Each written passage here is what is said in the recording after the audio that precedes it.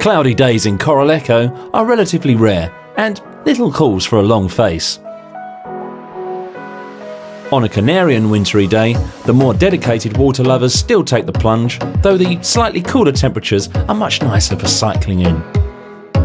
The sea's a tad fresh, but still warmer than in many other places this time of year. And with the beaches even quieter than normal, there are great opportunities to show off to friends in those colder climes. The harbour's still quite busy, with island hoppers crossing to and from Lanzarote or heading off to the small island of Lobos, leaving the bustle of the town behind for a while.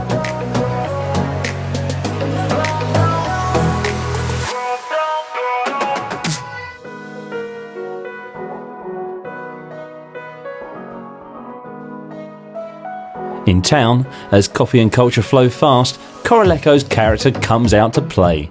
Sculptures and performers are almost unavoidable, and the recently pedestrianised high street draws in the shoppers.